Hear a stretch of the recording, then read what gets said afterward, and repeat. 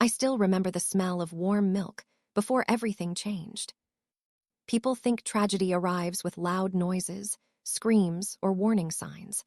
But sometimes it enters quietly, hidden inside an ordinary evening that feels exactly like every other evening before it.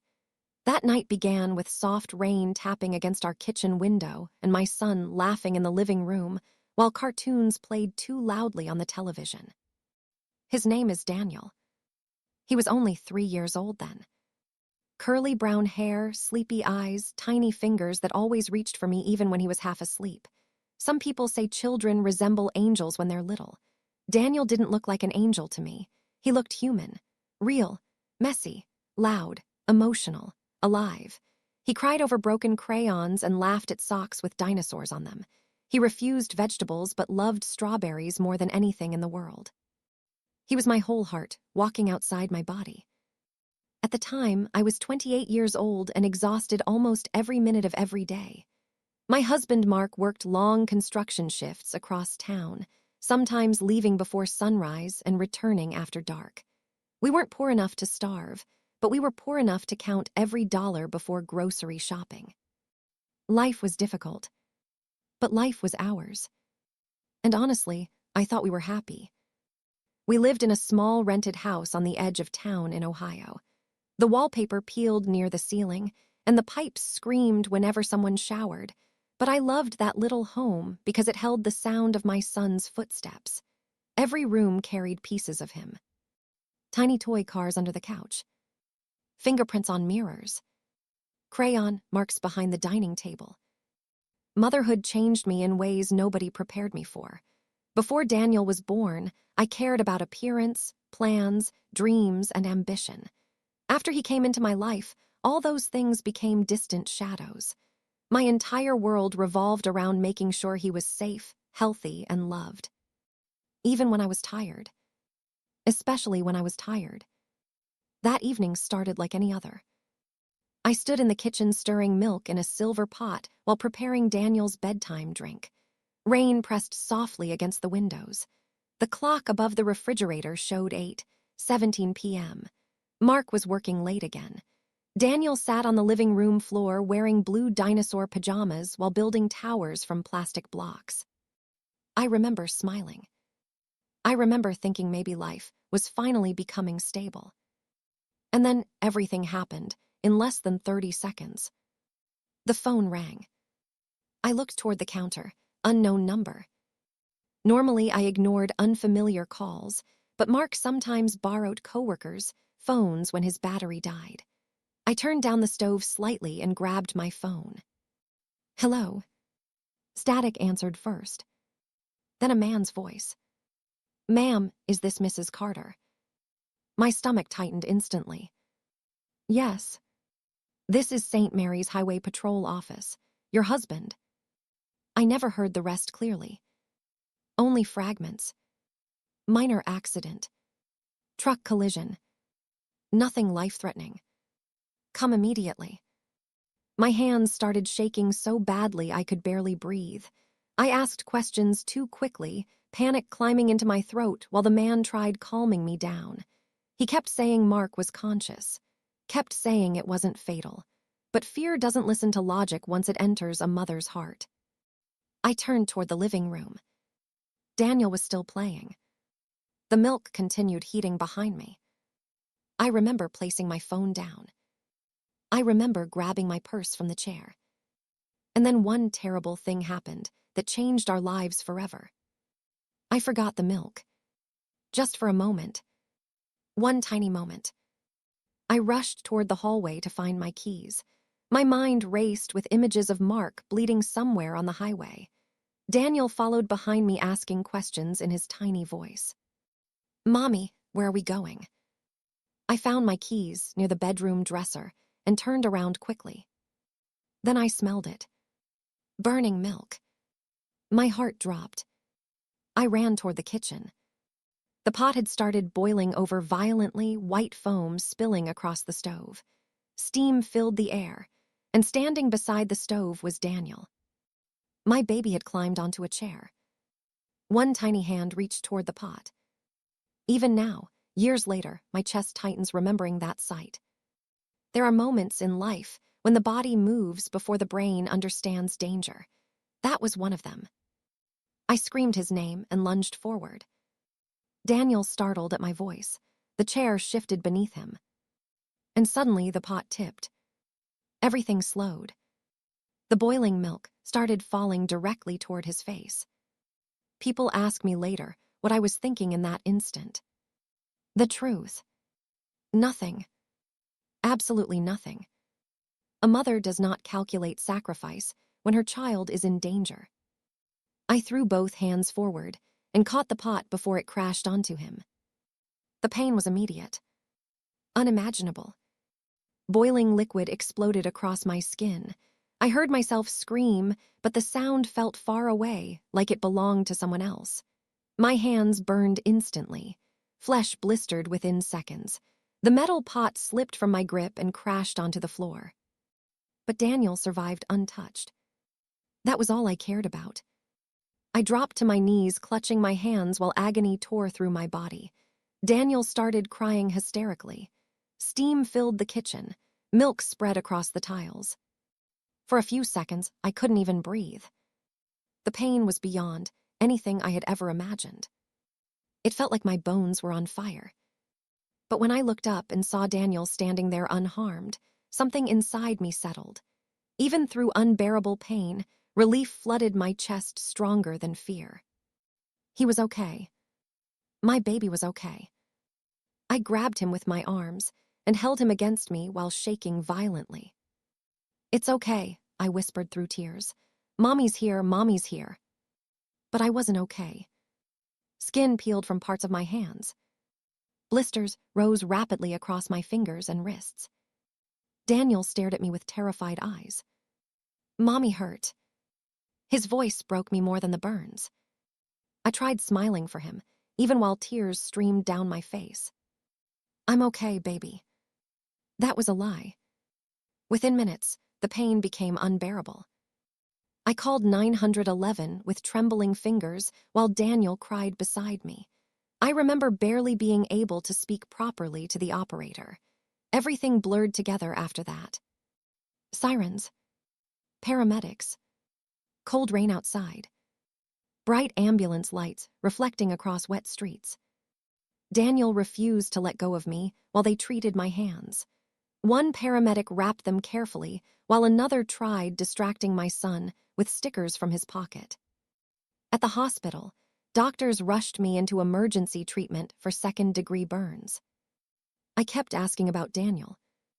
Again and again. "Is my son okay?" Finally, a nurse touched my shoulder gently. "He's perfectly safe." Only then did I let myself cry fully. Not from pain. From relief. Hours later, after treatment and medication, Mark arrived at the hospital with bruises across his forehead from the car accident. The moment he saw my bandaged hands, his entire face changed. What happened? I couldn't answer immediately.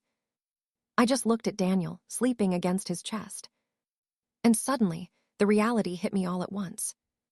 Things were not going to return to normal. The burns covered most of both hands. Recovery would take months. Possibly surgeries. Therapy. Limited movement. Financial strain. Pain. So much pain. Mark sat beside my hospital bed, holding my arm carefully while tears filled his eyes. "You saved him." I looked toward my sleeping son. "Yes." Mark lowered his head into his hands and started crying quietly. I had rarely seen my husband cry before. He was the kind of man who carried burdens silently, but that night broke something inside him. "He could have died," he whispered. I nodded slowly. But he didn't. The doctors discharged me 3 days later with thick bandages covering both hands almost to my elbows. I couldn't dress myself properly. Couldn't shower alone. Couldn't even hold a spoon without pain shooting through my arms. And yet motherhood did not pause for injury. Daniel still needed breakfast. Still needed baths. Still needed bedtime stories. Still needed hugs. That first week home was one of the hardest periods of my life. Every movement hurt. Sleeping hurt. Breathing hurt. Sometimes I woke in the middle of the night, crying silently, because the burning sensation never fully disappeared. Medication dulled the pain but never erased it completely. And worst of all, I blamed myself. Every single day. Because if I had remembered the milk, if I had moved faster, if I had kept him away from the kitchen, none of it would have happened. Mothers carry guilt like second skin.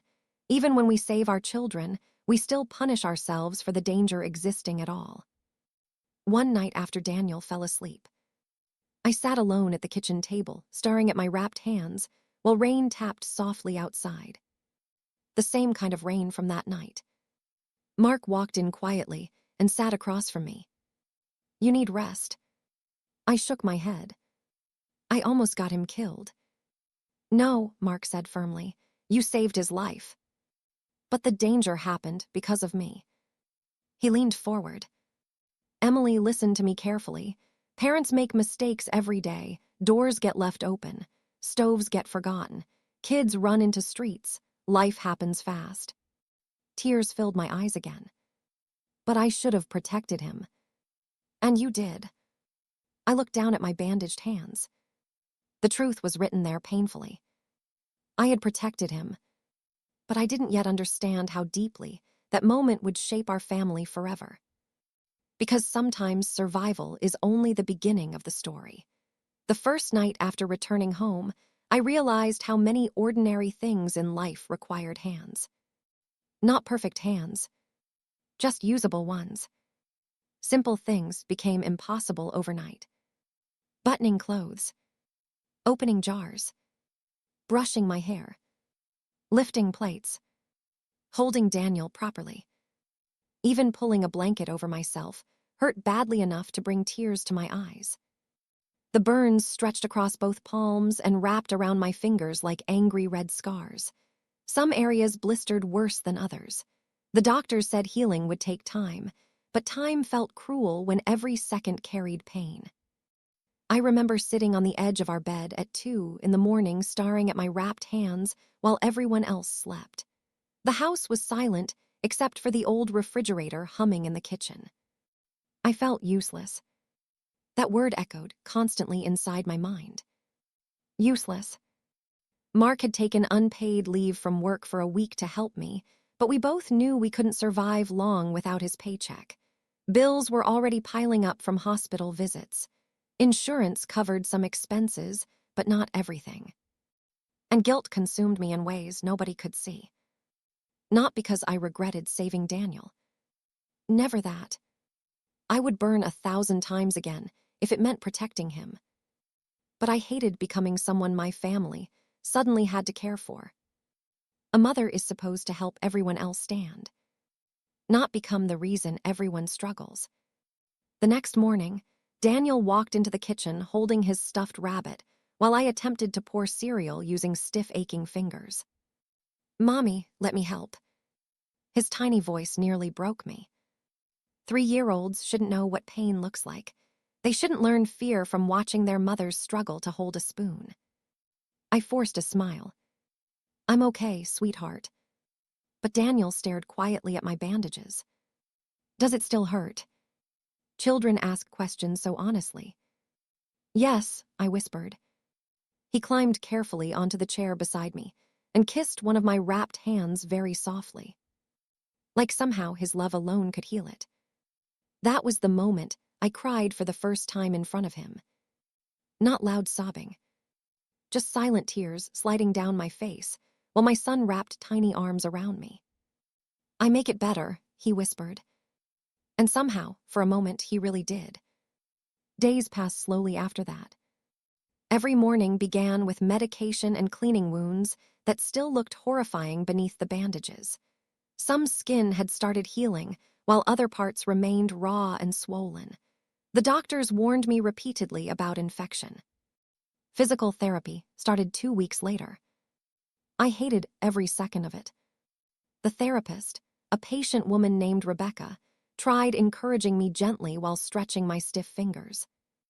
"You have to keep moving them." "I can't," I whispered through clenched teeth. "You can." Pain shot through my hands like electricity. I wanted to scream. Sometimes I did. The exercises felt cruel. My skin pulled painfully with every movement. But Rebecca kept reminding me that if I stopped using my hands completely, scar tissue could permanently limit movement.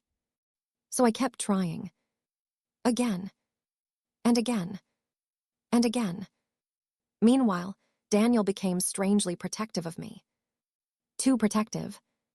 If anyone raised their voice near me, he panicked.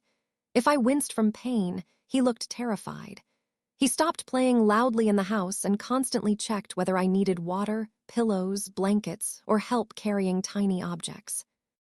He was only 3 years old. But trauma had touched him too. One afternoon, I overheard him speaking softly to his toys in the living room. "You gotta be careful," he told a stuffed bear. "Hot stuff hurts Mommy." I stood in the hallway listening silently, while my chest ached in ways burns never could. Children remember fear differently than adults. They don't always understand details, but they remember feelings forever. A month after the accident, Mark returned to work because we had no choice financially.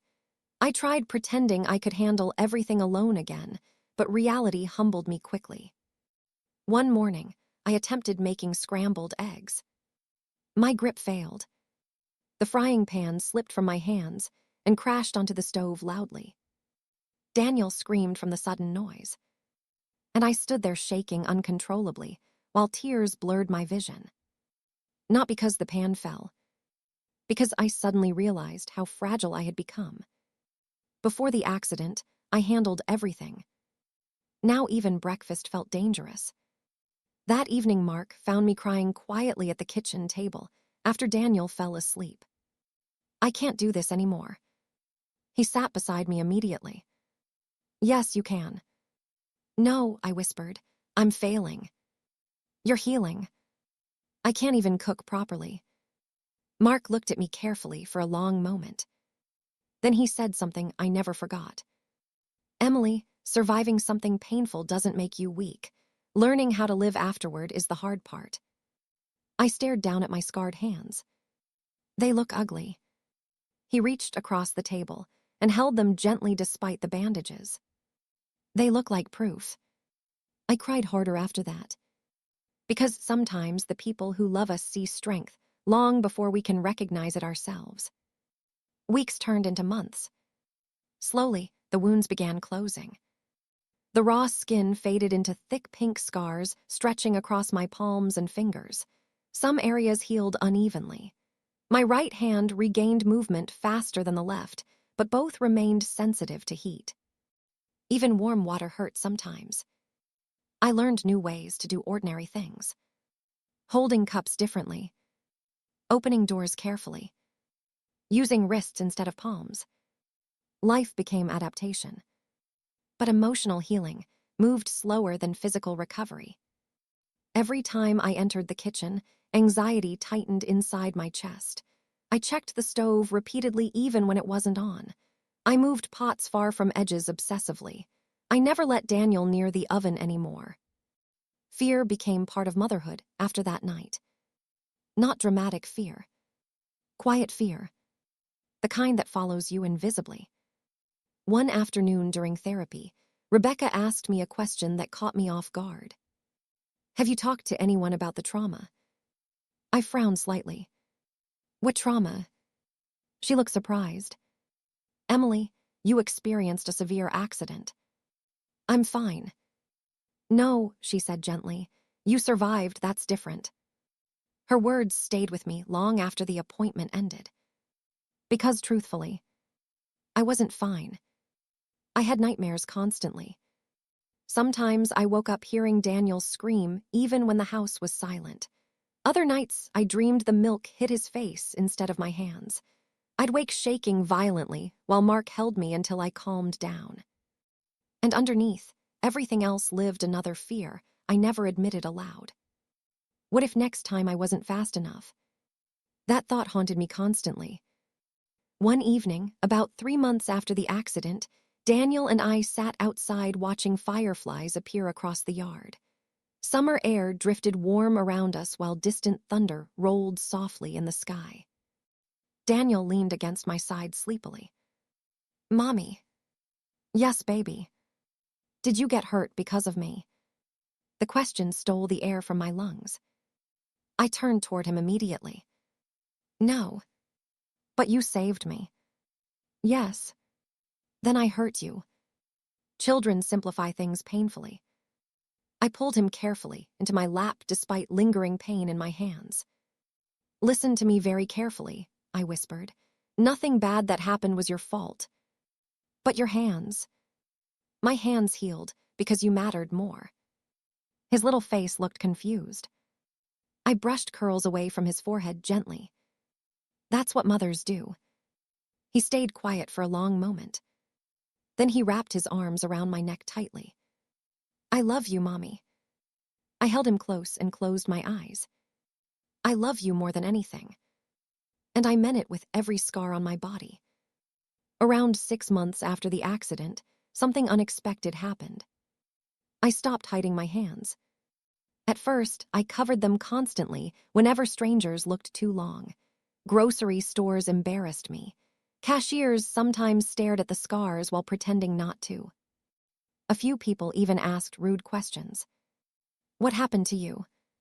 Did you touch fire? Does it hurt?" I hated every conversation. But one afternoon at the park, another mother noticed my scars while our children played nearby. She looked uncomfortable at first, then quietly asked, "Were you burned?" I nodded. "What happened?" Normally, I gave short answers. This time I didn't. "My son almost got hit by boiling milk. I stopped it." Her expression changed instantly. Not pity. Respect. "You saved him." "Yes." She looked toward Daniel, laughing near the swings. "He's lucky." I stared at my hands for a moment before answering. "No," I whispered softly, "I'm the lucky one." Because he lived. That realization finally began changing something inside me. The scars were not reminders of failure. They were reminders of love. Painful love. Sacrificial love. But love nonetheless.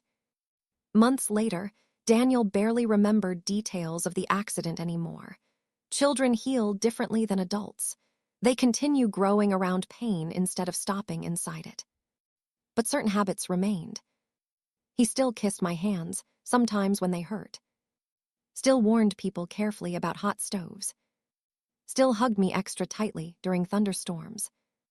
And every single night before bed, he whispered the same words. "Thank you for saving me, Mommy." At first, those words shattered me. Eventually, they started healing me instead. Because motherhood is strange that way. The very people who exhaust you completely are also the people who give you strength to continue.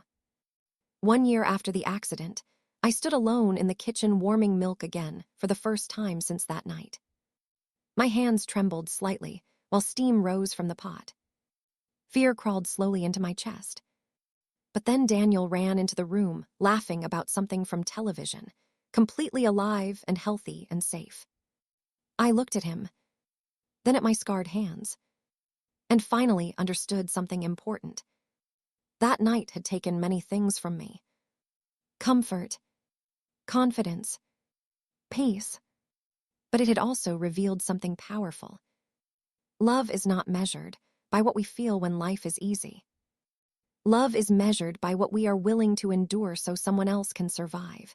About a year after the accident, people started telling me how strong I was. I heard it everywhere. At church. At therapy appointments. From neighbors.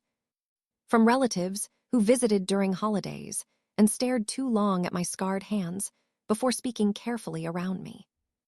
"You're so strong, Emily." At first, I smiled politely every time someone said it. But secretly, I hated those words. Because strength sounded fearless. And I was still afraid of everything. I feared boiling water. I feared crowded kitchens. I feared answering questions. Most of all, I feared failing my family again. The scars had healed enough for me to function mostly normally, but pain still lingered beneath the skin. Cold weather made my fingers stiff. Heat made the scars ache sharply. Some mornings I woke unable to fully close my left hand without stretching it slowly. The doctors said nerves take time, sometimes years, but emotional wounds heal even slower. One October evening, Mark found me standing frozen in front of the stove while pasta water boiled too aggressively inside a pot. "You okay?" I nodded too quickly. "Yeah," but he noticed the truth immediately. My breathing was shallow, my shoulders tense, my eyes locked on the bubbling water like it might attack me. Mark walked over quietly and turned the heat lower. Then he wrapped his arms around me from behind. "You don't have to prove anything." Tears filled my eyes instantly because deep down, that was exactly what I'd been trying to do. Prove I was still capable, still dependable, still myself. After the accident, I became obsessed with being perfect. Perfect mother, perfect wife, perfect protector. I checked locks 3 times every night, checked the stove repeatedly before bed, watched Daniel constantly at playgrounds. If he climbed too high, panic filled my chest. If he ran too fast, my heart raced. If he coughed during sleep, I woke immediately. Trauma changes love into vigilance sometimes. And vigilance is exhausting. But I couldn't stop. One afternoon, Daniel fell while running across the backyard and scraped his knee badly. Blood streamed down his tiny leg while he cried loudly. Before the accident, I would have comforted him calmly. Instead, I panicked. My hands shook while cleaning the cut. My breathing became uneven. Daniel cried harder because I looked scared. "Mommy." His voice snapped me back to reality. I forced myself to calm down. "It's okay," I whispered. "You're okay." But after he fell asleep that night, I sat in the bathroom floor crying silently. Because I realized something terrifying. I wasn't teaching my son safety anymore. I was teaching him fear. The next therapy appointment became emotional in ways I didn't expect. Rebecca watched me struggle through hand exercises before speaking carefully. "You carry guilt like a permanent wound." I stared down quietly. "She could have died," I whispered. "Who?" "The version of me before all this happened." Rebecca leaned back slightly. "But she didn't." I looked at my scarred hands. "She's gone." "No," Rebecca said gently. "She changed." That sentence stayed with me for weeks afterward. Changed. Not destroyed. Not ruined. Changed. There's a difference. Around that same time, Daniel started preschool. I thought I was prepared emotionally. I was. The first morning nearly broke me. He wore a tiny blue backpack bigger than his shoulders and held my hand tightly while we walked toward the classroom. Other children laughed and ran around excitedly, but Daniel stayed close beside me. Nervous. Quiet. The teacher greeted him warmly. "Hi, Daniel." He hid partly behind my leg. I knelt carefully beside him.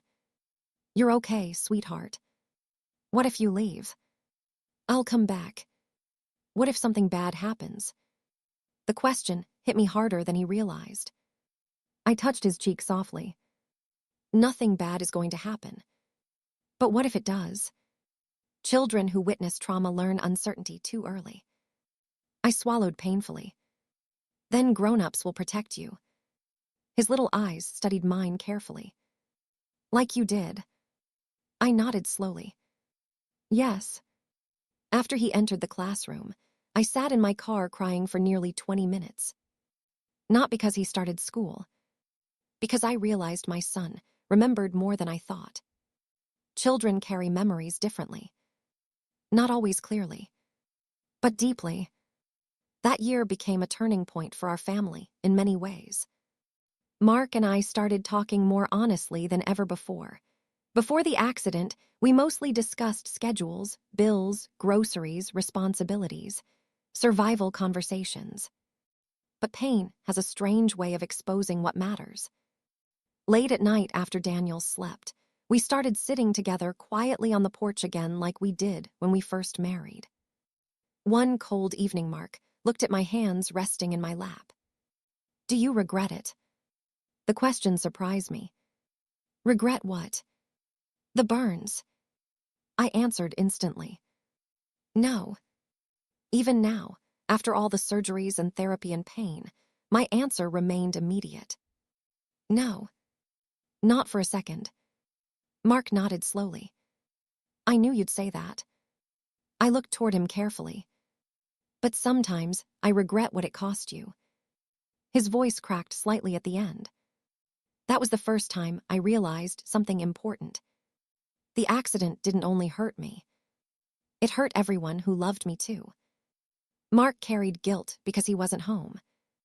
Daniel carried fear because he saw me scream in pain. And I carried scars visible to all of them every single day. Trauma spreads through families quietly. But so does healing. Little by little, we began rebuilding ourselves together. Saturday pancake mornings returned. Movie nights returned. Laughter slowly returned. Not all at once, but enough. One snowy December evening, Daniel climbed into my lap while we decorated the Christmas tree. "Mommy." "Yes." "When I grow up, I want to protect people too." I smiled softly. "You do?" He nodded seriously. "Because heroes protect people." I laughed quietly. "I'm not a hero." "Yes, you are. Children believe love is heroic." Maybe they're right. That Christmas became special for reasons nobody else would understand. While wrapping presents, I managed to tie ribbons properly using my scarred fingers for the first time since the accident. Such a tiny thing. But I cried afterward anyway. Because healing often arrives through ordinary moments nobody else notices. The following spring brought another unexpected challenge. I became pregnant again. The positive test sat in my trembling hands, while emotions crashed through me all at once. Joy, fear, hope, panic. Mark stared at the test, silently before laughing and crying at the same time. "We're having another baby." But I couldn't breathe properly. Because instantly, my mind filled with terrifying thoughts. What if I can't protect another child? What if something happens again? What if I fail? Pregnancy after trauma feels different. Every doctor appointment terrified me.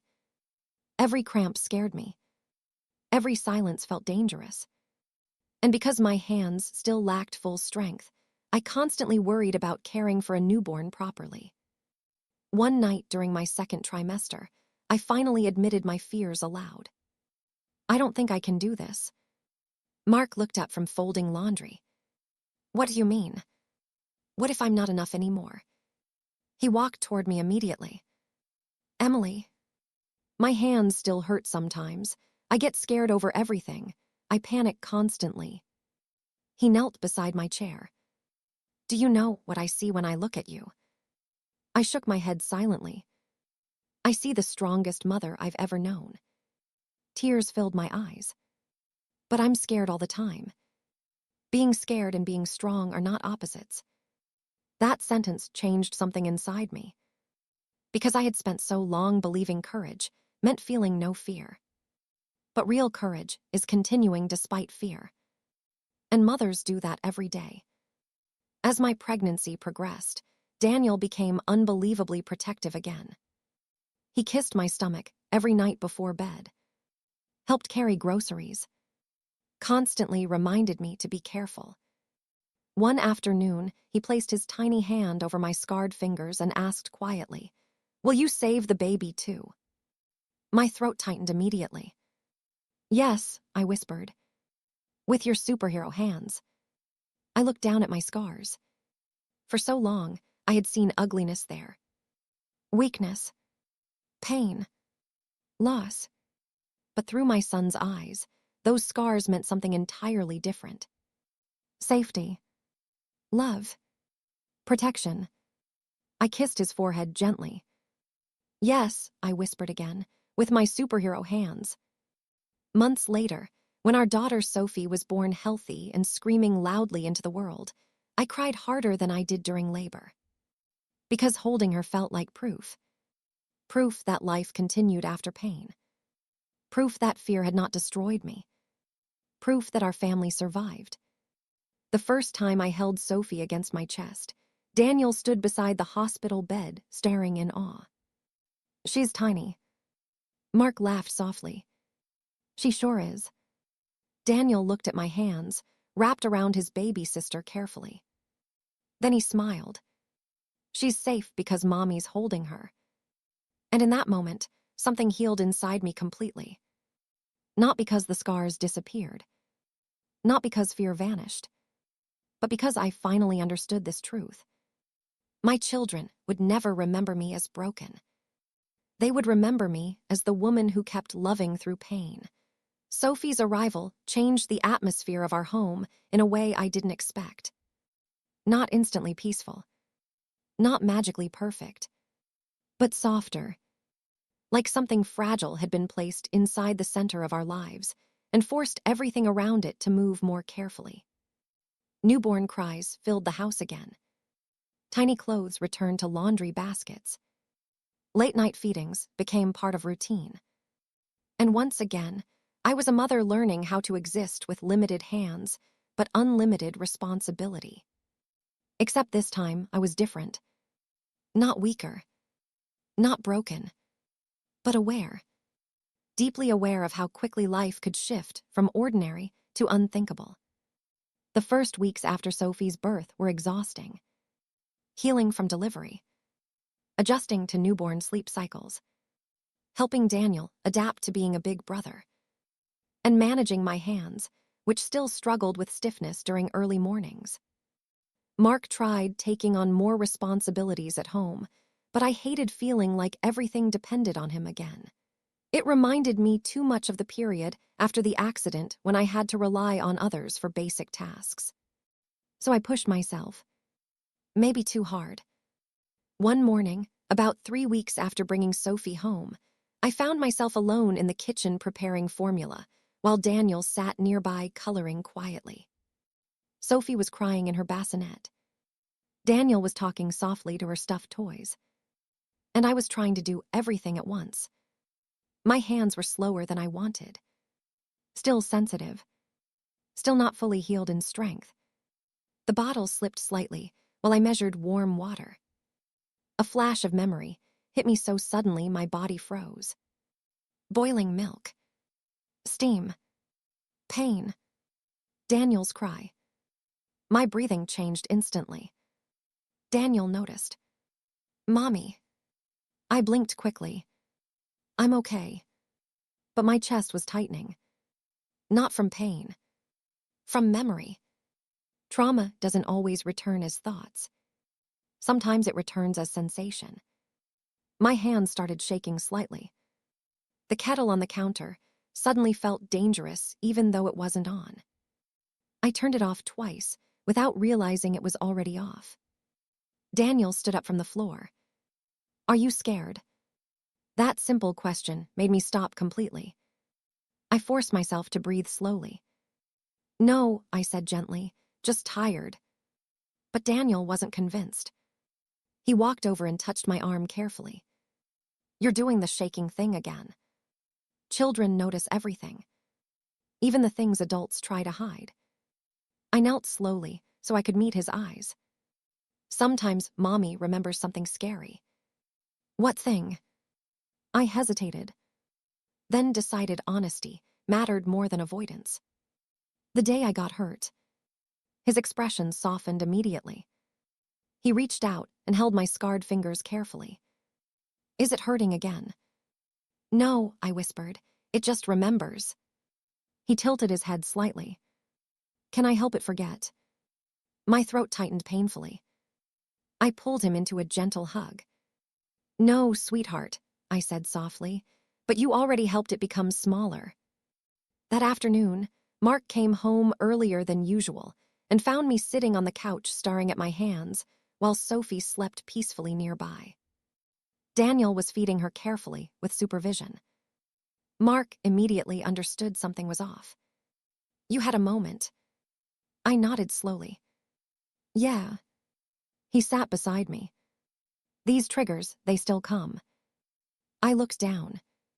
"Not as often, but sometimes." Mark sighed quietly. "It's been over a year." "I know." He didn't say anything for a long moment. Then he spoke carefully. "You never really dealt with what happened." That sentence hurt more than I expected. Because he was right. After the accident, I focused on healing physically, on surviving daily life, on keeping Daniel safe, on becoming functional again. But I never truly sat with what it meant emotionally. Because if I did, I might have fallen apart completely. That evening, after the children were asleep, Mark and I sat together at the dining table in silence for a long time. Finally, he spoke again. "I think you need help." I frowned slightly. "I am handling it." "No," he said gently, "you are surviving it." The difference between those two words hit me hard. Handling. Surviving. I stared at my hands. "I don't want to fall apart." "You already fell apart," Mark said softly, "and you rebuilt yourself while carrying all of us with you." Tears filled my eyes instantly. He continued, "But you didn't rebuild yourself fully, just enough to keep going." Silence followed. Heavy, honest, uncomfortable, but necessary. A week later, I finally agreed to see a trauma counselor. I didn't want to at first. Because therapy meant reopening things I had spent so long trying to close. But something inside me knew Mark was right. I couldn't keep carrying fear quietly forever. The counselor's office was calm. Neutral colors. Soft lighting. Comfortable silence. Her name was Dr. Helen Morris, and she had a voice that didn't push or judge. Just listened. The first session was mostly me talking about daily life. Children. Household routines. Sleep issues. Nothing deep. But by the third session, she asked a question that changed everything. "What do you feel when you think about that day in the kitchen?" My hands tightened slightly. Fear.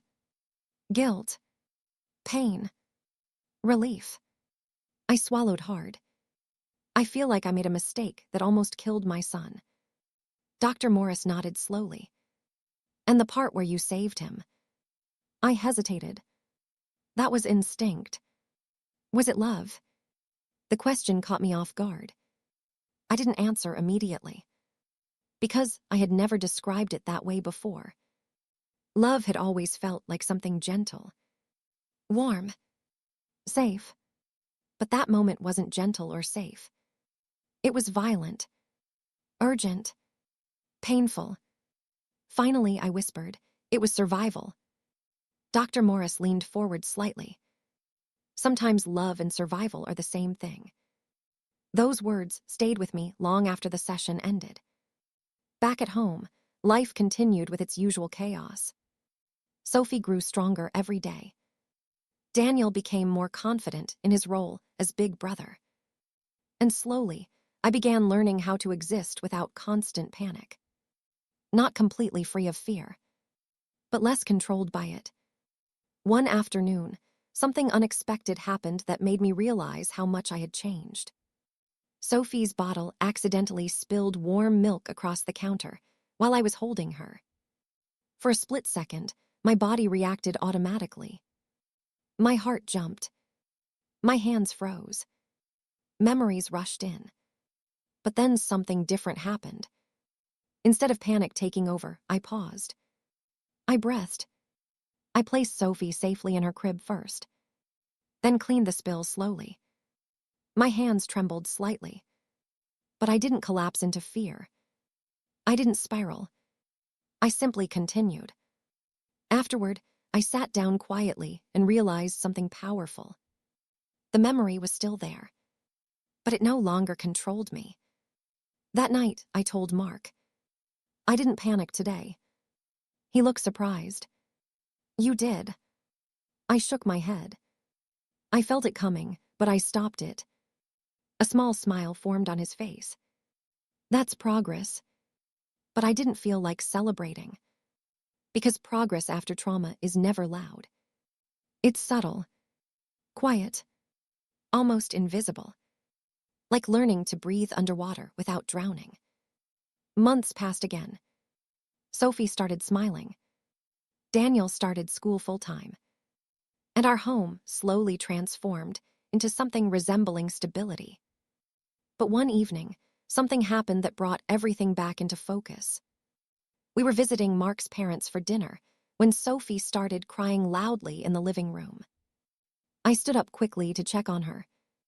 The kitchen was busy. People talking. Dishes clattering. Someone accidentally dropped a pot, lid loudly on the counter. The sound was sharp. Metallic. Sudden. My body reacted instantly. Flashback. Kitchen. Milk boiling. Burning pain. Daniel screaming. My hands clenched tightly without thinking. For a second, I wasn't in the present anymore. I was back there, trapped in that moment. But then I felt a small tug on my shirt. Daniel was standing beside me. Mommy. His voice grounded me. I blinked rapidly. I was back. The present returned slowly. Sophie was still crying. People were still talking. Life was still happening. I exhaled shakily. And for the first time, I said something out loud that I had never admitted before. I remember it too clearly sometimes. Mark's mother looked at me gently. That's understandable. But Daniel spoke again softly. It's okay, Mommy. Sophie is safe. Those words from a child changed everything in that moment. Because I realized something important. I wasn't healing alone. My children were part of that healing too. Not because they fixed me, but because they reminded me I was still present. Still needed. Still alive in the role I chose to protect. That night, when we returned home, I stood in the kitchen alone for a long time. The same place everything changed. I looked at the stove, the counters, the floor, and instead of fear, I felt something different. Respect. Not for danger, but for what I had survived. My hands, still scarred, still imperfect, rested quietly at my sides. And for the first time, I didn't see them as broken. I saw them as the reason my son was alive. After therapy began, I expected change to feel dramatic.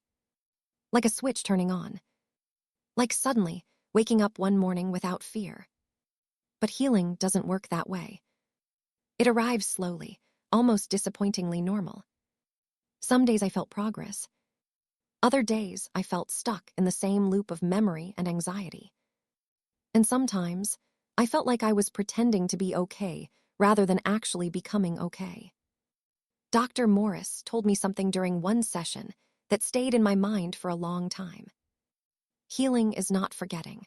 It is remembering without reliving. At the time, I didn't fully understand it. But I wanted to.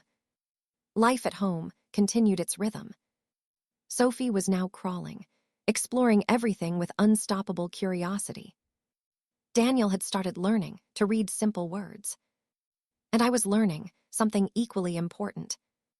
How to trust myself again. One morning, I realized I had stopped checking the stove multiple times. Not completely stopped, but reduced it from obsessive repetition to normal caution. That small change felt enormous inside me. Like reclaiming a piece of my mind I had lost. But healing is never linear. It tests you when you least expect it. One afternoon, I was alone in the kitchen preparing lunch while Sophie sat in her baby chair and Daniel did homework at the table. Everything felt calm, ordinary, safe. Then the water kettle whistled sharply.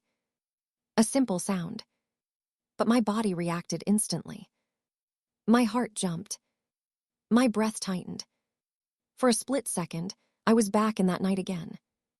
Steam, milk, fire, pain. I froze. Sophie made a small sound from her chair. Daniel looked up immediately. Mommy. That voice pulled me back again. I blinked hard and forced myself to breathe. It's just a kettle. Just sound. Not danger. I turned off the stove slowly. My hands were shaking slightly, but I stayed in control. After a few minutes, I continued preparing food. But I noticed something important afterward. I didn't collapse emotionally. I didn't spiral for hours like before. I recovered. Not instantly, but steadily. That night, I told Mark about it.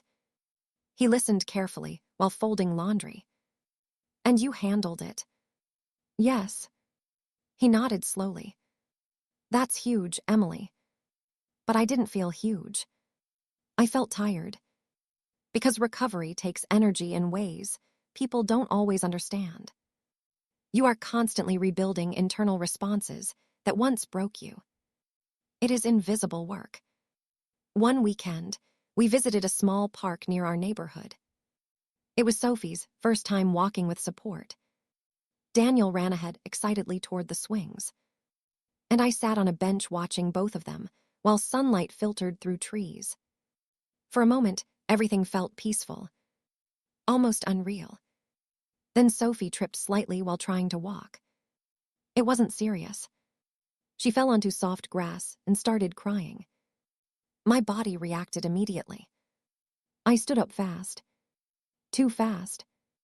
My chest tightened. Fear surged upward like a reflex. But before panic fully took over, I stopped. I forced myself to pause. Breathe.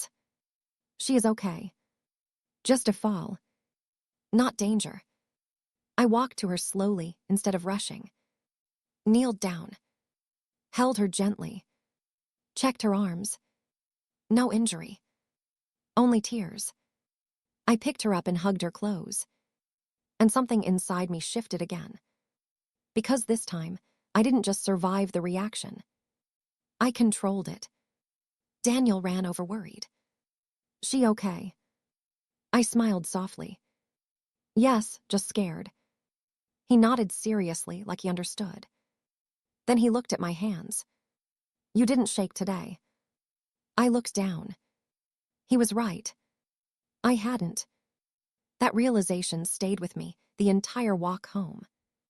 Progress is not dramatic. It is subtle recognition of change. Around that time, something unexpected happened at therapy. Dr. Morris asked me to describe the moment I caught the boiling milk again. Not the accident, but the decision. What went through your mind right before you acted? I thought carefully. I didn't think. She nodded. So it was instinct. Yes. And what does that tell you? I hesitated. I don't know. She leaned forward slightly. It tells me you are someone who acts under pressure to protect what you love. I looked down at my hands. But I got hurt. Yes, she said gently, but your child did not. Silence filled the room. Heavy but honest. Then she added something important. Sometimes survival has a cost, but it does not erase the meaning of what you did. That session affected me deeply. Because I had spent so long focusing on the pain that I forgot the purpose behind it. Not suffering, but protection. At home that evening, Daniel came running into the kitchen holding a drawing. Mommy, look. It was a picture of our family. Me, Mark, Daniel, and Sophie. My hands were drawn larger than everyone else. I smiled slightly. Why are my hands so big? He looked proud. Because they protect everyone. That sentence stayed with me longer than I expected. Later that week, something happened that tested me again. Sophie grabbed a cup of warm tea from the table when I wasn't looking. It wasn't boiling, but it spilled slightly onto the table and made a loud clatter as the cup tipped. The sound triggered something inside me instantly. My body went cold. Memory flashed. Kitchen. Steam. Burn. Pain. I stepped back quickly without thinking. My breath caught. For a second, I wasn't present again. But this time, something different happened. Daniel spoke. "Mommy, it's just tea." His voice cut through the fear. And I came back faster than before. I looked at Sophie. She was fine. Only startled. No injury. No danger. Just a mess on the table. I exhaled deeply. And for the first time, I didn't feel ashamed of the reaction. I understood it. My mind was protecting me from reliving pain. But I was learning to guide it instead of being controlled by it. That night, I sat alone outside while everyone slept. The air was cool. Quiet. Peaceful in a way I couldn't fully trust yet. Mark joined me eventually. "You okay?" I nodded slowly. "I think I am getting better." He sat beside me. "That's good. I still get scared sometimes." He looked at me carefully. "That's normal." I turned toward him. "Do you think I'll ever stop remembering it?" He paused. "No." I looked down slightly. "But I think you'll stop reliving it." That distinction mattered. Because I didn't want erasure. I wanted peace. Months passed again. Sophie started saying small words. Daniel became more independent. And I began doing something I had avoided for a long time. Cooking without fear dominating me. I still respected the stove. Still careful. But no longer afraid of it. One afternoon, while preparing lunch, I realized something quietly profound. I was alone in the kitchen. Stove on. Water boiling.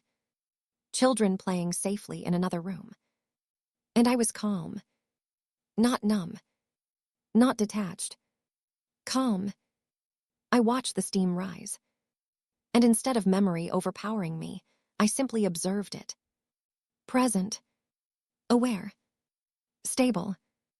I turned the stove off after finishing cooking and placed the pot aside. My hands moved steadily. No shaking. No panic. Just control. Later that evening, Daniel came into the kitchen and hugged me from behind. "Mommy." "Yes, baby. You're not scared of it anymore." I thought about that carefully, then answered honestly. "I still remember." He nodded. "But you're not afraid." I looked down at my scarred hands, resting on the counter. "No," I whispered, "I'm not." And for the first time since the accident, I truly believed it. There is a strange point in healing where life stops feeling like recovery and starts feeling like living again. I didn't notice when it happened. There was no announcement. No sudden relief. Just one day, I realized I had gone hours without thinking about the accident at all. Not forgetting it. Just not reliving it. That realization unsettled me more than it comforted me at first. Because pain had become so familiar that its absence felt unfamiliar. Sophie was now walking properly, her tiny feet making soft thuds across the floor as she followed Daniel everywhere like a shadow. Daniel had started second grade in preschool, proudly showing me letters and drawings every evening. And I had slowly begun trusting my own hands again in ways I never thought possible. They were still scarred, still uneven in strength, but they were mine again. One morning, I woke up early before everyone else. The house was quiet in that rare, peaceful way only early hours can offer.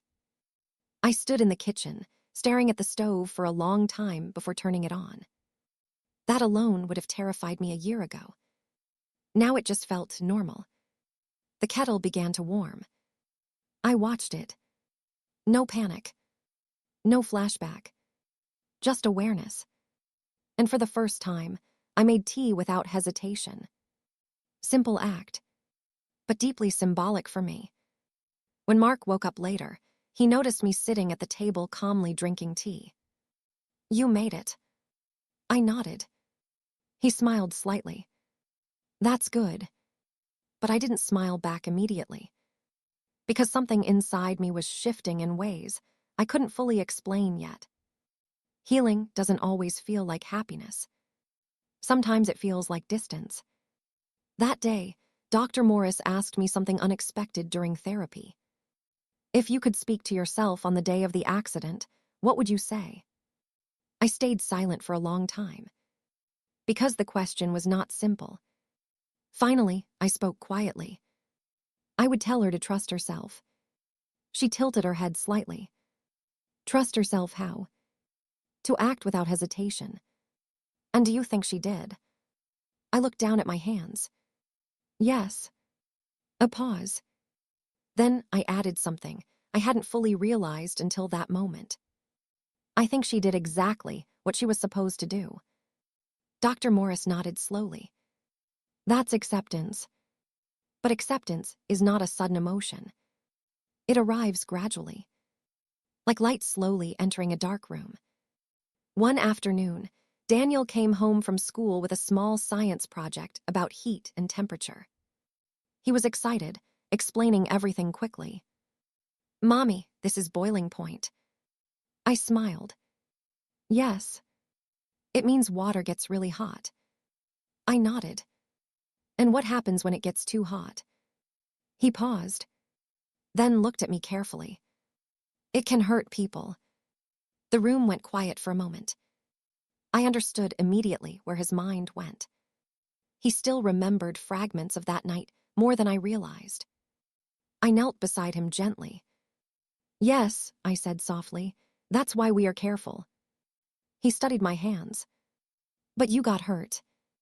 I didn't avoid the truth anymore. Yes. Because of me. The question came quietly. Not accusing. Just curious. I took his small hands in mine. No, I said firmly, because I chose to protect you. He stayed silent, then leaned forward and hugged me tightly. I don't want you to get hurt again. I closed my eyes. I don't either. But I added something important. Sometimes love means making hard choices. That conversation stayed with both of us. Children grow, not only in size, but in understanding. And Daniel was beginning to understand things no child should have to understand so early. But life doesn't wait for readiness. One evening, Sophie fell while running and bumped her forehead lightly on the edge of a soft chair. It was not serious. Barely a mark. But she cried loudly. And instantly, my body reacted again. Not as strongly as before, but still present. My heart jumped. My breath tightened slightly. Memory tried to rise. But I stopped it faster this time. I walked to her calmly, picked her up, checked her, comforted her. No panic. No spiral. Just care. Mark noticed everything afterward. You didn't freeze. I shook my head. No. He smiled. That's huge progress. But I was beginning to understand something deeper. Progress is not measured by absence of fear. It is measured by how quickly you return from it. Later that night, I stood alone in the bathroom looking at my reflection. The scars on my hands were still visible under soft lighting. But they didn't feel like punishment anymore. They felt like history. Something I had survived. Something I had moved through. Not something that defined me entirely. I gently flexed my fingers. They still hurt sometimes. But they worked. And that mattered more than appearance. One weekend, Mark suggested we visit the place where the accident happened. I refused immediately. No. He didn't push. But the idea stayed in my mind afterward. Because avoidance is also a kind of fear. Not always helpful. Sometimes it just delays healing. 2 weeks later, I agreed. Not fully confident, but willing. We went together in the afternoon. The drive was quiet. Daniel and Sophie stayed with Mark's sister, so it was just me and Mark. When we arrived at the old house we had moved from shortly after the accident, I felt something strange. Not panic, but heaviness. The kitchen looked different now. Smaller somehow. Quieter. I stood in the doorway for a long time. Mark stayed beside me without speaking. Finally, I walked inside. Slowly. Carefully. The stove was gone. We had replaced it before moving out. But I still saw it. In memory. Mark touched my shoulder gently. "You okay?"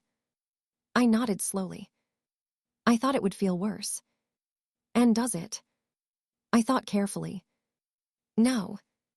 That surprised me. Because I had expected collapse. Instead, I felt distance. Like visiting a place where something important once happened, but no longer controlled the present. I walked to the exact spot where I had grabbed the pot that day. My hands tightened slightly. But I didn't step back. I stood there. Breathing. Present. Then I whispered something quietly. "I saved him here." Mark looked at me. "Yes." I closed my eyes for a moment. "And I got hurt." "Yes." Silence followed. But it wasn't heavy. It was grounding. For the first time, I wasn't reliving the moment. I was acknowledging it.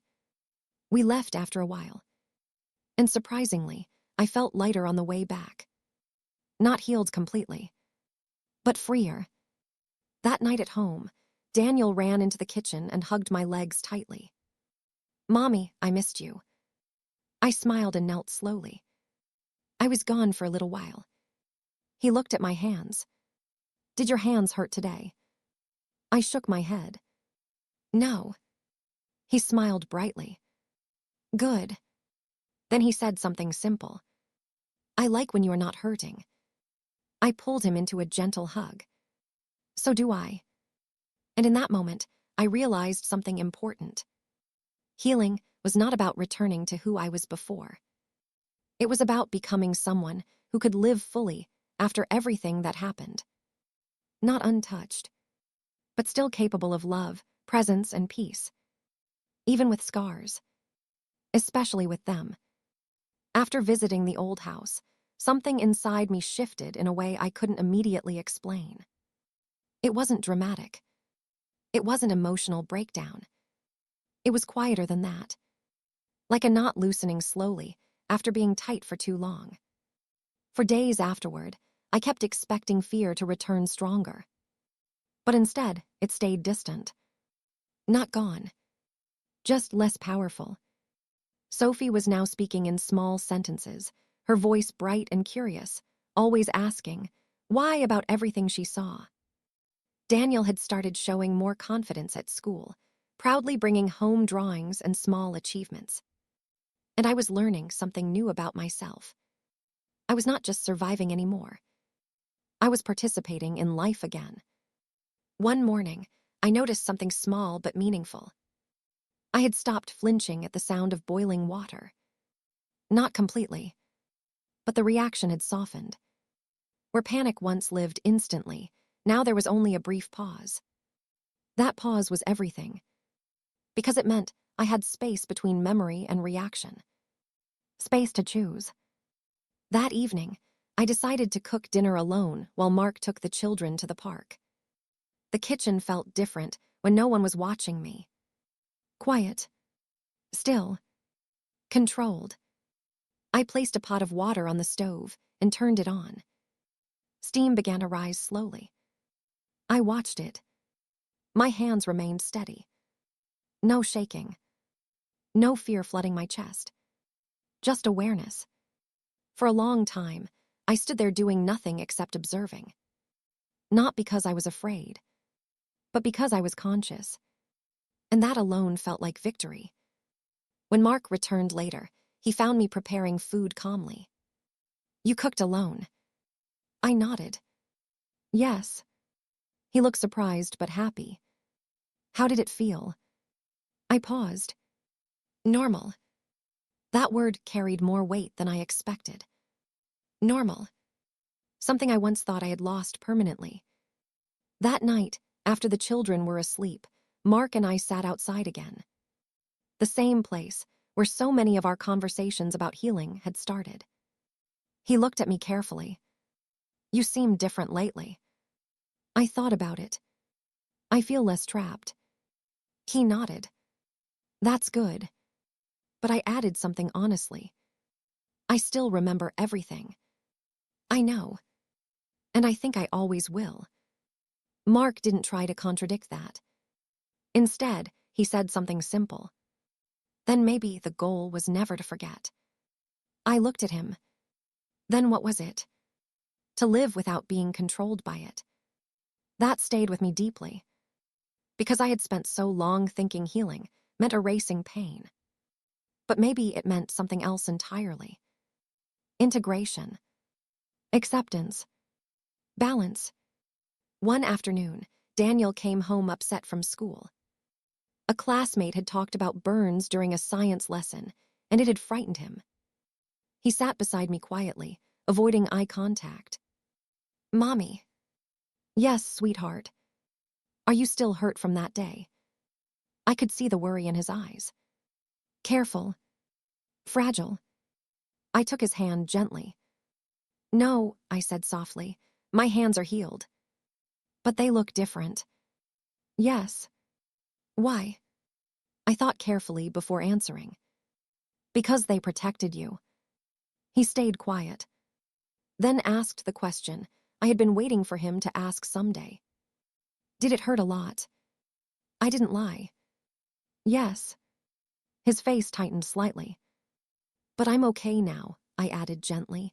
And you are okay, that is what matters. He looked at my hands for a long moment. Then whispered, I'm sorry it happened. I pulled him into a gentle hug. You don't need to be sorry. He leaned into me quietly. I don't want bad things to happen to you again. I closed my eyes. I don't either. But then I said something important. Sometimes life has moments we cannot control, but we can choose what we do in them. He nodded slowly. I think you chose right. That sentence stayed in my chest long after he left the room. Because children often understand truth more simply than adults do. Later that week, something happened that tested me again unexpectedly. We were at a family gathering when someone accidentally knocked over a hot tea kettle on the counter. The sound was sharp, immediate, metal hitting surface, steam rising. My body reacted automatically. I stepped back quickly. My heart jumped. For a split second, memory surged forward. Kitchen, milk, pain. But this time, something different happened faster than before. I grounded myself. I looked at Sophie sitting, safely nearby. Daniel watching calmly. Mark standing beside me. I was not there anymore. I was here. Present. Safe. I exhaled slowly. And instead of panic taking control, I simply moved forward to help clean the spill. My hands shook slightly. But I continued anyway. Afterward, Mark noticed. You recovered fast. I nodded. Faster than before. He smiled slightly. That's real progress. But I was beginning to realize something important. Progress was not about never being triggered. It was about returning faster each time. About shrinking the distance between fear and safety. That night, I sat alone in the kitchen long after everyone slept. I looked at the stove. Not as an enemy. Not as danger. But as an object. Neutral. Powerful. Manageable. My hands rested on the counter. Scars visible under dim light. I ran my fingers slowly across the rough areas of healed skin. Not with pain. but with understanding. Each mark carried memory, but also survival. And survival is not weakness. It is proof of endurance. A few days later, Dr. Morris asked me a question that surprised me. If you met another mother who had gone through something similar, what would you tell her? I thought carefully, then answered honestly. You are not what happened to you. She nodded. And what else? I looked down at my hands. That healing is not becoming who you were before. It's becoming someone who can live after. She smiled slightly. That sounds like acceptance. But I added one more thing. And it takes time you don't want to give it. She laughed softly at that. Yes, it does. Weeks passed again. Life became steadier. Sophie began drawing shapes. Daniel became more independent. And I began noticing something quietly profound. I was laughing more. Not forced laughter. Not polite smiles. Real laughter. One evening, Daniel made a silly joke at dinner, and I laughed so hard I nearly dropped my spoon. It startled me afterward, because I realized I hadn't laughed like that in a long time. Not since before the accident. That night, Mark looked at me with a soft expression. It's nice hearing you laugh again. I smiled slightly. It surprised me too. He nodded. Good kind of surprise. Later, I stood in front of the mirror again looking at my hands. But this time, I didn't feel sadness. I felt something quieter. Respect. For what they had endured. For what they had done. For what they still allowed me to do every single day. I flexed my fingers slowly. They responded. Not perfectly, but reliably. And that was enough. Because I was no longer measuring myself by perfection. I was measuring myself by presence. And I was here. Still here. By the time winter returned that year, our home felt different in ways I couldn't fully describe. Not perfect. Not free of difficulty. But steadier. Like a house that had survived a storm and learned how to stand stronger in the wind. Sophie had begun running instead of walking. Daniel had grown into a child who asked deeper questions about life, not just simple ones. And I had reached a point where my scarred hands no longer felt like a constant reminder of fear. They felt like part of me. Not separate. Not foreign. Just mine. One cold morning, I stood at the kitchen window watching frost form on the glass while the kettle warmed behind me. A year ago, I wouldn't have been able to stand here calmly. But now I could. The sound of boiling water no longer triggered immediate panic. It still carried memory. But memory and fear were no longer the same thing. That difference mattered more than anything. Daniel walked into the kitchen wrapped in a blanket, rubbing his sleepy eyes. Mommy, it's cold. I smiled softly. Yes, winter is here. He climbed onto a chair beside me and watched the steam rising from the kettle. Then he asked something quietly. Do you still think about that day? I paused. Children notice what adults try to hide. Yes, I said honestly. He nodded slowly. But not all the time. No, I said, not all the time anymore. He seemed to think about that. Then he asked the question that always came back in different forms. Does it still hurt inside? I looked down at my hands. Sometimes honesty is the only way forward. Sometimes, I said, but not like before. He seemed satisfied with that answer. Then he leaned his head against my arm gently.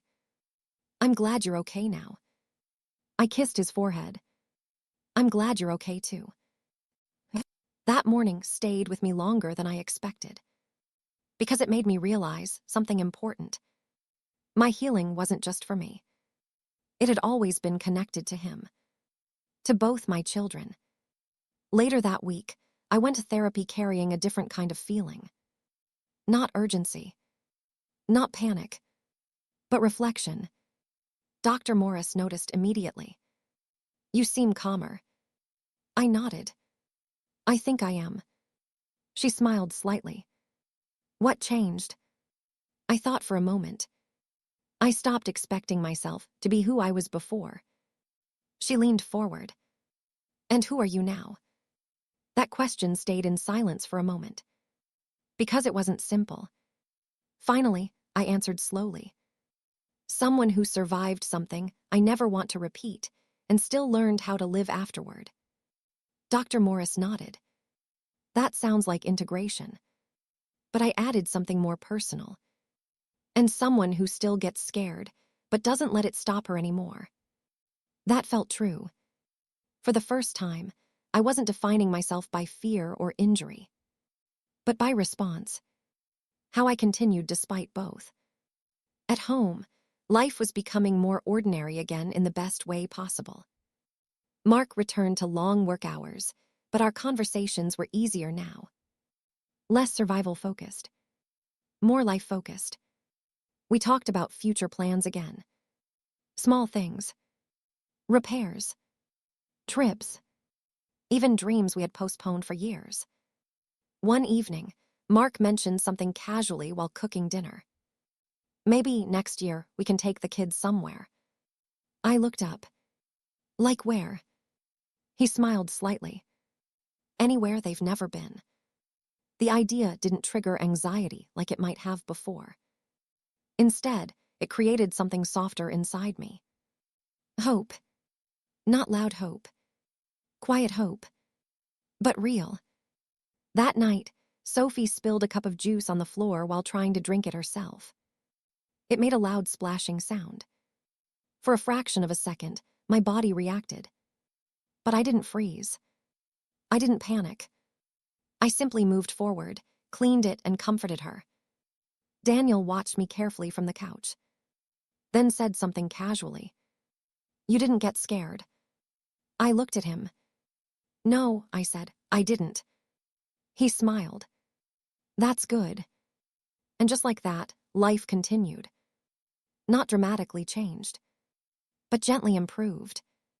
Weeks later, something happened that felt like a quiet milestone. I burned myself slightly while cooking, not seriously, just a small contact with heat. In the past, even that would have triggered panic. But this time, I simply moved my hand away, ran it under cool water, and continued what I was doing. No spiraling thoughts. No emotional collapse. Just care. That moment surprised me later more than it did in real time. Because I realized I had stopped associating heat with trauma automatically. The link was weakening. Healing had finally reached even my reflexes. One afternoon, Daniel came home excitedly from school holding a drawing. It was a picture of a house, a kitchen, and a family standing together. He pointed at it proudly. That's us. I smiled. Yes, it is. Then I noticed something. In the drawing, my hands were not shown as injured or different. They were just hands. Normal. Whole in his imagination. I asked him gently, why did you draw my hands like that? He tilted his head. Because they're just your hands. That answer hit me quietly. Because in his world, I was not defined by scars. I was defined by presence. By love. By safety. That night, I sat alone again for a while after everyone slept. The house was quiet. Peaceful. I looked at my hands under soft light. The scars were still there. They always would be. But something had changed in how I saw them. They were no longer symbols of pain alone. They were symbols of action. Of choice. Of protection. Of survival. And of love that moved faster than fear. I remembered something Dr. Morris once said. You cannot undo what happened, but you can decide what it means going forward. I finally understood that. Not intellectually, but emotionally. Deeply. Completely. Because what happened in that kitchen did not end my life. It changed its direction. But it did not remove its value. It deepened it. The next morning, I woke up early again. The kettle was boiling. Sophie was laughing in the next room. Daniel was getting ready for school. And I stood in the kitchen without hesitation. No fear rising. No memory overwhelming. Just presence. I turned off the stove calmly, poured water, and prepared breakfast. My hands moved steadily. Not perfect, but confident. And for the first time, I realized something simple but powerful. I was no longer surviving that day. I was living beyond it. By the time spring arrived again, I noticed something I didn't expect. Life had stopped feeling like something I was carefully managing. It had become something I was participating in. Not perfectly, not without effort, but naturally enough that I no longer questioned every movement or decision. Sophie was now fully running through the house, laughing loudly at everything Daniel did, her energy filling every corner of our home. Daniel had started becoming more protective in a gentle, childlike way, always checking on me, always making sure I was okay, as if he had taken on a small version of my role without realizing it. And I was learning something I never thought I would learn again. Trust. Not blind trust, but balanced trust. In myself. In my hands. In the world not being dangerous every second. One morning, I woke up early and realized something unusual. I had slept through the night without waking from a nightmare. Not for the first time ever, but for the first time in a long time, without even realizing it afterward. That absence of fear during sleep felt almost unreal. I sat on the edge of the bed quietly, trying to understand it. It wasn't excitement. It wasn't disbelief. It was calm recognition. Healing had reached even my unconscious mind. Downstairs, I heard Sophie laughing and Daniel arguing softly about breakfast cereal. Normal morning sounds. The kind I once thought I might never hear again without fear attached to them. When I entered the kitchen, Mark looked up from making tea. "You look different this morning." I frowned slightly. "How?" He smiled. "Like you actually rested." I touched my own face slightly. I think I did. That realization stayed with me the entire day. At therapy that week, Dr. Morris noticed the change immediately. "You seem more grounded." I nodded. "I feel less tense." She leaned forward. "What's different?" I thought carefully before answering. I stopped waiting for something bad to happen every second. She smiled gently. "That's a big shift." But I added something more honest. "It didn't happen suddenly. I just stopped noticing when it stopped controlling me." That was the strange part of healing. You don't always feel the moment you get better. You only realize it after you've already changed. At home, life continued quietly. But one afternoon, something happened that tested me again in a new way. Sophie accidentally knocked a glass bowl off the table while reaching for a snack. It shattered loudly on the floor. The sound was sharp. Instant. My body reacted immediately. My chest tightened. My mind flashed briefly. Kitchen. Milk. Steam. Burn. But this time, I didn't freeze. I didn't step back. I didn't spiral. I simply said calmly, "Everyone stay back." And I moved forward carefully. My hands felt steady. Not perfect, but controlled. I checked Sophie first. She was safe. No cuts. No injury. Just startled. Then I cleaned the broken glass carefully. My breathing was slightly faster than normal, but I stayed present. When I finished, I realized something important. I had just gone through a trigger without losing control. Not avoiding it. Not collapsing into it. But moving through it. That night, Mark noticed I was unusually quiet. "You okay?" I nodded. "I handled something today without panicking." He smiled. That's not small, but I wasn't thinking of it as small anymore, because I was beginning to understand that healing is built from moments like that. Not dramatic breakthroughs, but quiet victories repeated over time. A few days later, Daniel came home with a school assignment about important people in your life. He had drawn me again. But this time, something was different. He didn't just draw me standing. He drew me cooking, holding Sophie, helping him with homework. Every scene included my hands, not as injured, but active, alive. I asked him softly, "Why did you draw me doing so many things?" He looked at me seriously. "Because that's what you do." I smiled. "But I got hurt before." He nodded. "Yes, but you still do everything." That simplicity hit me deeply. Because in his eyes, I was not defined by the accident. I was defined by continuity, by what came after. That evening, I sat outside alone for a while. The air was warm, soft. Sophie's laughter echoed faintly from inside. And I thought about something Dr. Morris once said. Trauma doesn't erase identity, it reshapes it. For a long time, I thought that meant I was damaged. But I was beginning to understand something different. Reshaping is not destruction. It is transformation. One weekend, we visited a small family gathering again. This time, I noticed something I hadn't before. I was not scanning the environment for danger constantly. I was present in conversations, laughing, engaging, sitting without tension in my shoulders. At one point, someone accidentally dropped a hot pan lid on a counter. The sound was sharp. My body reacted slightly, but I didn't move away. I stayed, breathing, grounded, and within seconds, the reaction passed. That moment would have defined my entire day once. Now it passed almost unnoticed.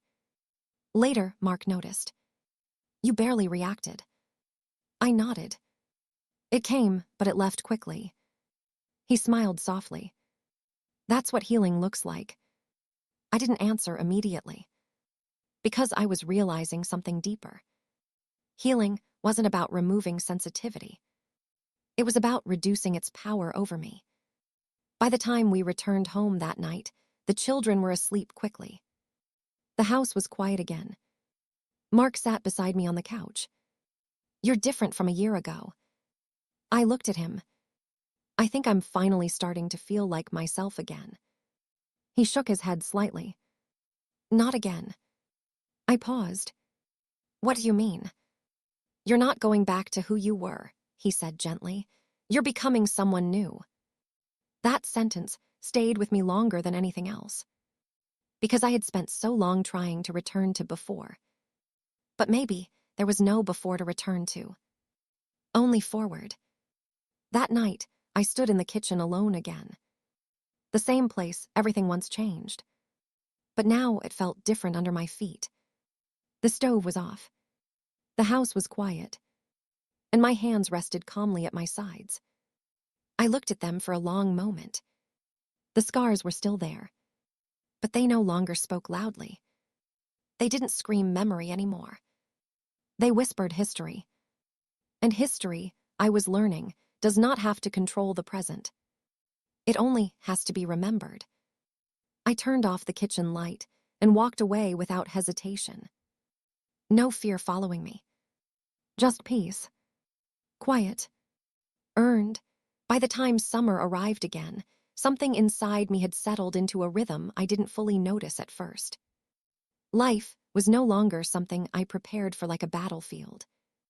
It had become something I moved through with awareness instead of fear. Sophie was now talking nonstop, asking questions about everything from clouds to colors to why water disappears when it boils. Daniel had started becoming more confident in school, even speaking in front of his class once without hesitation. And I had started doing something I never expected again. I stopped thinking about my hands every single day. Not because I forgot what happened, but because they no longer demanded constant attention. One morning, I was preparing breakfast while sunlight poured into the kitchen in soft golden lines. The kettle began to warm quietly. No anxiety rose. No flashback followed. Just routine. I watched steam rise and thought something simple. This is normal. And that thought alone felt like healing. Daniel came into the kitchen carrying Sophie on his hip, both of them laughing. "Mommy," Sophie tried to wear my shoes again. Sophie giggled loudly. "I fit." I smiled. "No, you don't." She frowned dramatically. "I do." The sound of their laughter filled the room. And I realized something I hadn't allowed myself to fully accept before. My home was no longer defined by trauma. It was defined by life continuing around it. Later that week, Dr. Morris asked me a question that felt different from her usual ones. "If you look at yourself now, what do you see?" I thought for a long time before answering. "I see someone who used to be afraid of everything, but isn't anymore." She nodded gently. "And what helped that change?" I looked down at my hands. "Time." She smiled slightly. "And choice." I paused. "Yes," I said quietly, "and choice." Because healing was not something that simply happened to me. It was something I participated in every day, without always realizing it. At home, Mark and I had started talking about the future more freely. Not just survival plans, but real plans. Trips, home improvements, even small dreams we once avoided mentioning. One evening, he said something casually while we were sitting outside. "Maybe next year we can take the kids somewhere near the coast." I looked at him. That would be nice. And I realized I wasn't anxious about it. I wasn't imagining disasters. I was simply considering it. That alone felt like a milestone. One afternoon, something small happened that would have once shaken me deeply. I accidentally spilled hot water on the counter while making tea. Not on my skin. Just the surface. But the sound, the steam, the sudden movement. It triggered a brief moment of tension inside me. My heart jumped slightly. My body remembered before my mind fully processed. But instead of freezing, I paused, breathed, and cleaned it calmly. The reaction passed within seconds. And I stood there afterward, realizing something important. The fear was still there, but it no longer controlled my actions. That night, Daniel came into my room holding a drawing again. This time, it was different from all the others. It showed a kitchen, a stove, a pot, and me standing calmly beside it while he and Sophie played safely nearby. He pointed proudly. "This is you now." I smiled. "And before." He tilted his head. "You were scared." I asked gently. "And now?" He grinned. "You're not." That simplicity almost made me emotional. Because children don't complicate healing. They just observe change. At therapy that week, I shared that moment with Dr. Morris. She listened carefully, then said something softly. "He is witnessing your recovery in real time." I nodded. I didn't think they would notice all the changes. "They notice everything," she said. "They just interpret it differently than adults." That stayed with me afterward, because I had been trying to hide my fear from them for so long. But maybe they had already seen both sides of me, and still felt safe. One evening, Sophie fell asleep on my lap while watching television. Daniel sat beside me quietly reading a small book. Mark was in the kitchen preparing dinner. And I sat there, realizing something I hadn't felt in a long time. Stillness. Not the kind filled with anxiety, but the kind filled with presence. No scanning for danger. No anticipation of disaster. Just now, in that moment, I understood something deeply. My life had expanded again. Not returned. expanded, because I was no longer living inside the narrow space of fear. I was living alongside memory, not inside it. Later that night, after everyone slept, I stood alone in the kitchen again.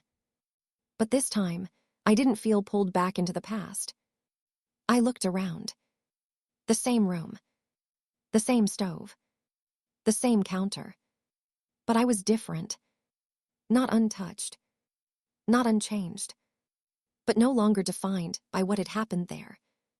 I turned on the light. Then turned it off again. Not because I was afraid, but because I simply could. Choice without fear. That was new. And powerful. Before going to bed, I looked at my hands one last time. The scars were still there. Faint under the light. But they no longer felt heavy. They felt integrated. Part of a story that had continued far beyond one moment of pain. And as I finally lay down that night, I realized something quietly profound. I was no longer the woman who only survived that day. I was the woman who built a life after it. By the time autumn returned again, I could feel how much life had moved forward without asking for permission. The seasons changed, as they always do, quietly and without apology. And so did I. Not in a sudden transformation, but in small ways that added up over time, until I could no longer recognize the version of myself who once lived in constant fear. Sophie had started calling me Mama in a voice full of confidence now, no longer uncertain or hesitant. Daniel had become more expressive, more social, less burdened by the silent worry he once carried in his eyes. And I had started noticing something unexpected. I wasn't just coping anymore. I was enjoying moments again. One morning, I stood in the kitchen while rain tapped gently against the window. The stove was on, water warming slowly. And I found myself thinking about nothing dangerous at all. Just the weather. Just the day ahead. Just breakfast. That alone felt like freedom. Sophie ran into the kitchen, holding a toy spoon. "Help me." I laughed softly. "Help you do what?" "Cook." Daniel followed behind her, already acting like a responsible older brother. "She's gonna spill everything." "She always spills everything," I said jokingly. And they both laughed. That sound filled the room in a way that felt almost healing on its own. Later that week, Dr. Morris asked me something that made me pause longer than usual. "If you had to describe yourself in one sentence now, what would it be?" I thought carefully. Because this wasn't about trauma anymore. It was about identity. "I am someone who learned how to live again after losing trust in the world," I said finally. She nodded. "And how does that feel to say?" I hesitated. "Strange," I admitted, "but true. Because for a long time, I thought I would always be the burned mother. The woman from the accident. The woman who almost lost everything in a kitchen. But slowly, that label had started fading. Not erased. Just no longer central. One afternoon, something small happened that would have once shaken me deeply. I was boiling water when Sophie knocked a wooden spoon onto the stove with a loud clatter. The sound was sharp. Immediate. For a fraction of a second, my body reacted automatically. My breath tightened. My mind flashed. Kitchen. Steam. Pain. But this time, something else happened faster. I noticed the reaction instead of becoming it. I stepped back only slightly. Breathed. Then continued what I was doing. No panic spiral followed.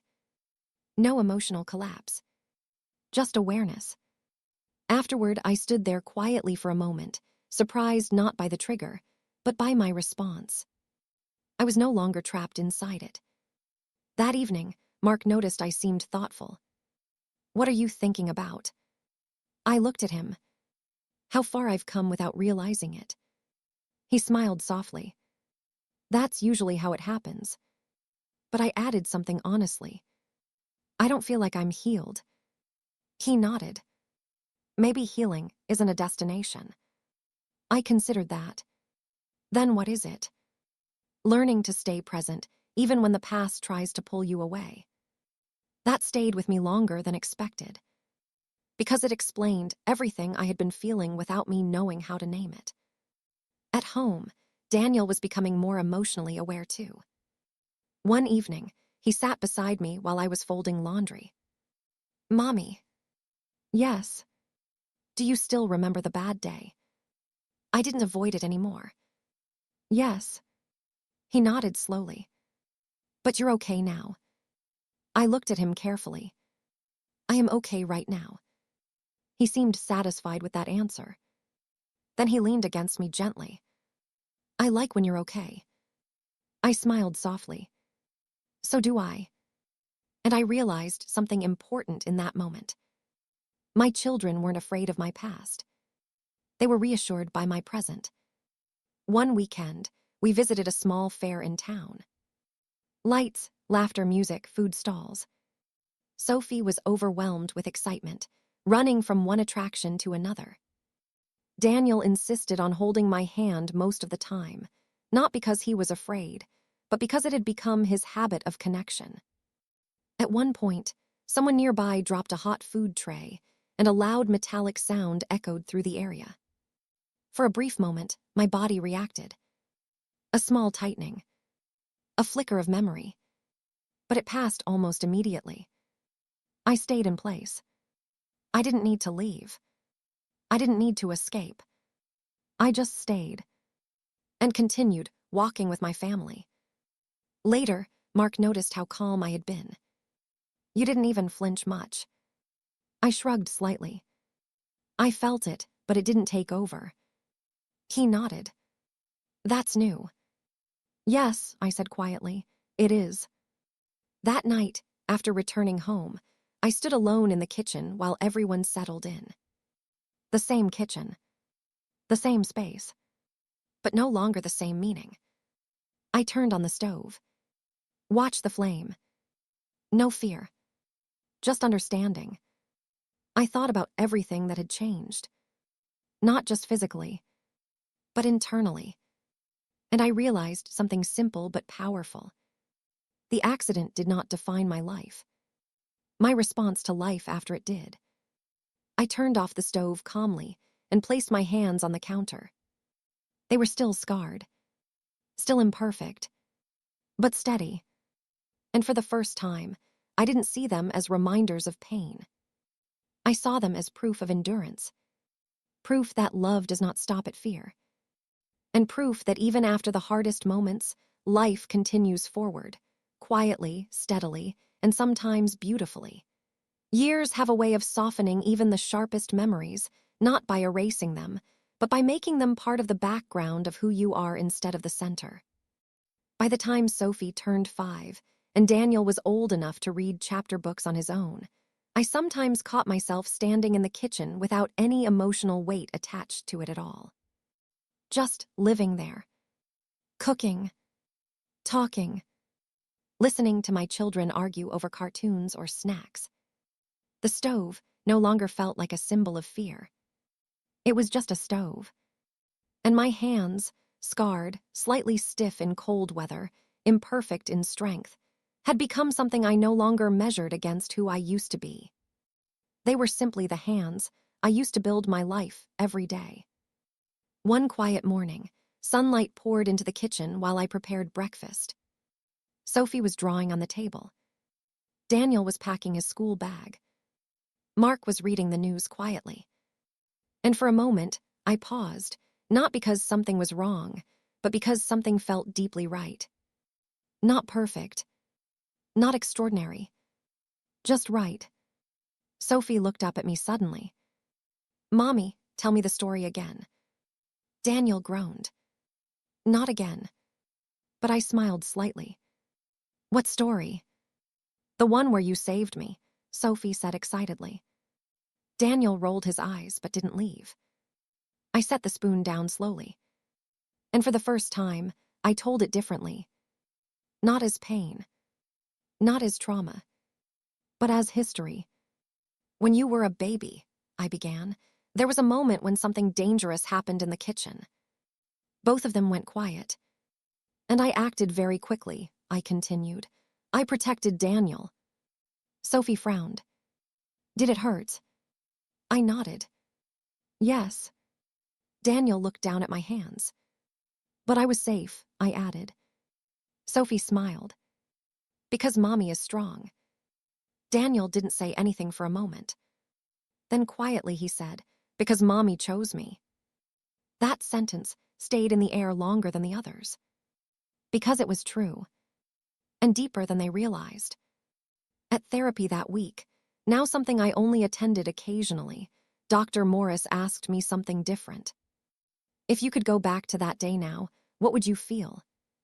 I thought carefully. No longer rushing into emotional answers. No longer overwhelmed. I would feel fear, I said honestly, but I would still do it. She nodded. And what does that tell you? I looked at my hands. That I didn't break, I said slowly. I changed. She smiled. Yes. But I added something softer. And I grew. Because growth is not always gentle. Sometimes it begins in fire and pain and fear.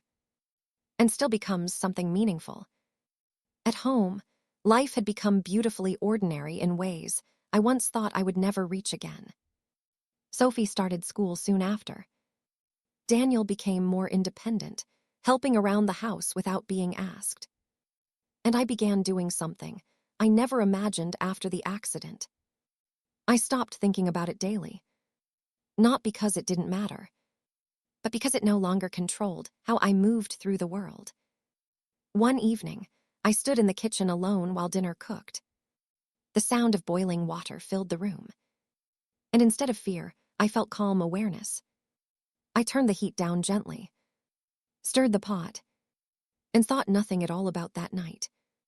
Not avoidance. Not suppression. Just peace. Mark came in quietly and leaned against the doorway. You're quiet. I smiled slightly. Just thinking.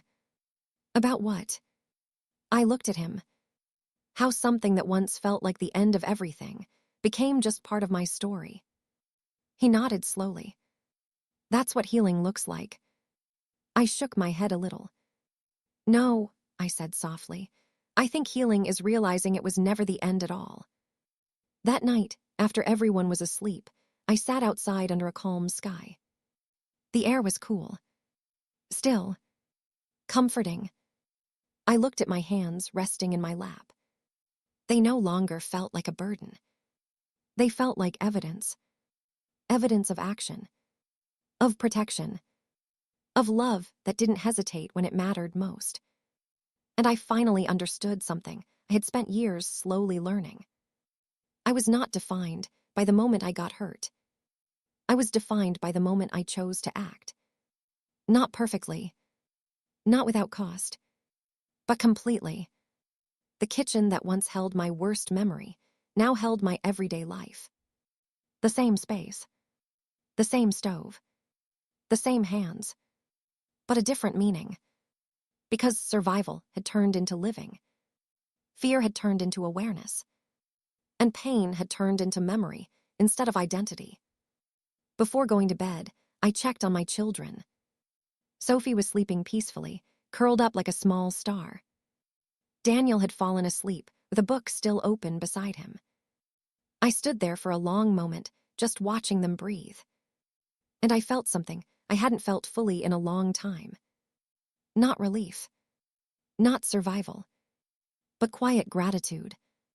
For the life that continued. For the children who were safe. For the woman I had become without realizing it. And for the hands that once burned saving a life, but still carried that life forward every single day after. As I turned off the lights and walked back down the hallway, I didn't feel like someone recovering anymore. I felt like someone who had arrived. Not at an ending, but at a life that continued because of everything that once nearly stopped it. And that, I finally understood, was enough.